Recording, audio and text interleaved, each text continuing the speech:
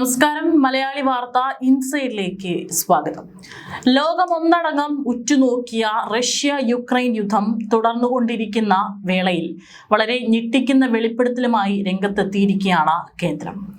Ukraine Russia യുദ്ധത്തിൽ 10 Indian പൗരന്മാർ കൊല്ലപ്പെട്ടതായിട്ടാണ് ഇപ്പോൾ കേന്ദ്ര സർക്കാർ സുപ്രീം കോടതിയെ അറിയിച്ചിരിക്കുന്നത്.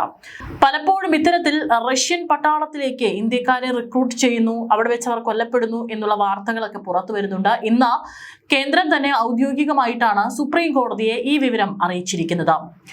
റഷ്യൻ സേനയുടെ ഭാഗമായി യുദ്ധത്തിൽ പങ്കെടുത്തവരാണ് കൊല്ലപ്പെട്ടതെന്നും കോടതിയിൽ സമർപ്പിച്ച കണക്കുകളിൽ കേന്ദ്രം വ്യക്തമാക്കി.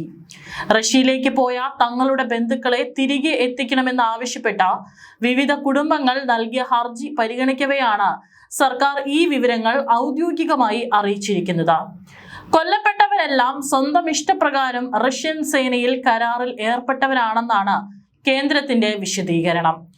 റഷ്യൻ സൈന്യത്തിൽ സഹായികളായും മറ്റും ചേർന്ന ഇവർ പിന്നീട് യുദ്ധമുഖത്ത് എത്തുകയായിരുന്നു. യുദ്ധമേഖലയിൽ കുടുങ്ങിക്കിടക്കുന്ന ബാക്കിയുള്ള ഇന്ത്യക്കാരെ സുരക്ഷിതമായി നാട്ടിലെത്തിക്കാനുള്ള നയതന്ത്ര ചർച്ചകൾ തുടരുകയാണെന്നും സർക്കാർ കോടതിയെ ബോധിപ്പിച്ചു. 2022 ഫെബ്രുവരിയിൽ ആരംഭിച്ച റഷ്യ യുക്രൈൻ യുദ്ധം ഇപ്പോഴും രൂക്ഷമായി തുടരുകയാണ്. റഷ്യക്കാരും ഉക്രൈൻകാരും തമ്മിലുള്ള യുദ്ധമാണ് നടക്കുന്നത്. റഷ്യൻ പ്രസിഡന്റ് വ്ളാഡിമിർ പുടിൻ യുക്രൈന്റെ വ്ളാഡിമിർ സെലൻസ്കിക്കെതിരെ ആരംഭിച്ച യുദ്ധമാണിത്. ഒരു ഇന്ത്യക്കാരൻ അതിൽ എന്ത് കാര്യമാണുള്ളത്? ഈ ചോദ്യം ഉയരുന്നുണ്ട്. തൊഴിലില്ലായ്മയും വലിയ സ്വപ്നങ്ങളും ഒരു ഏജന്റിന്റെ കുതന്ത്രവുമാണ് പല ചെറുപ്പക്കാരെയും റഷ്യയിലേക്ക് കൂട്ടിക്കൊണ്ടുപോകുന്നത്.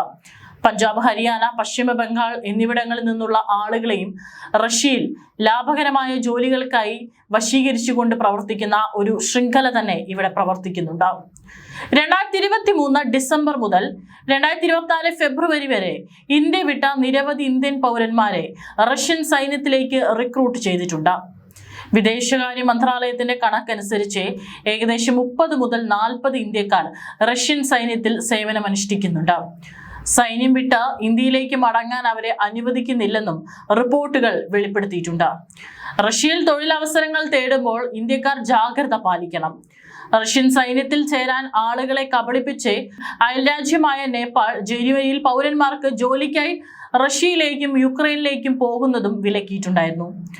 റഷ്യക്ക് സ്വന്തം മുന്നണികളിൽ പോരാടാൻ ആരോഗ്യമുള്ള ആളുകളെ ആവശ്യമുള്ള ഒരു സമയത്ത് ഇന്ത്യക്കാർ റഷ്യയിൽ ഏറ്റെടുക്കാൻ ഉദ്ദേശിക്കുന്ന ഏതൊരു ജോലിയെക്കുറിച്ചും ജാഗ്രത പാലിക്കേണ്ടതുണ്ട്.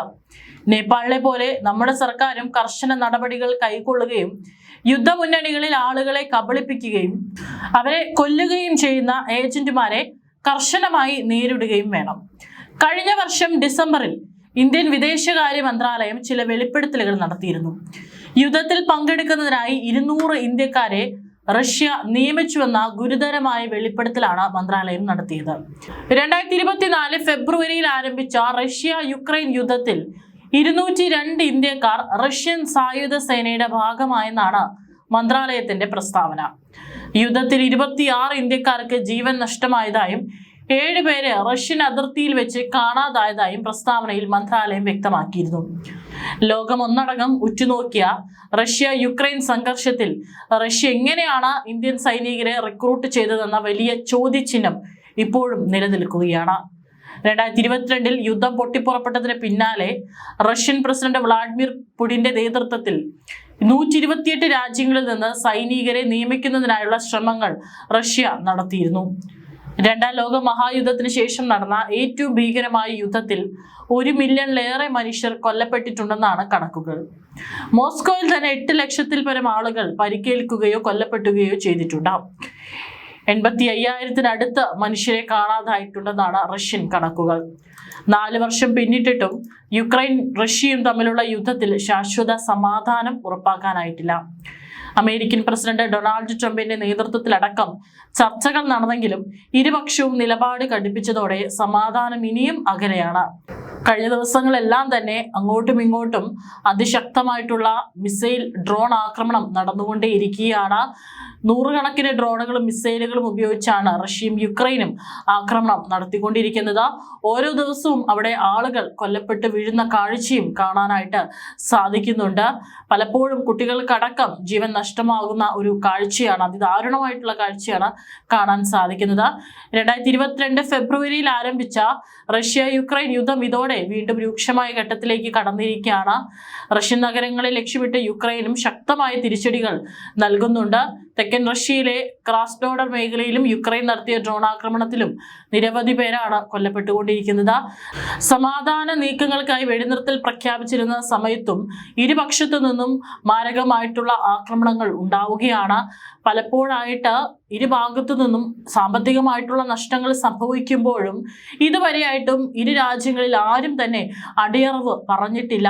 4 വർഷത്തോളം നീണ്ടു നിൽക്കുന്ന യുദ്ധത്തിൽ ഇരുഭാഗത്തും ഉണ്ടായിരിക്കുന്നത് വലിയ സാമ്പത്തിക നഷ്ടമാണ്.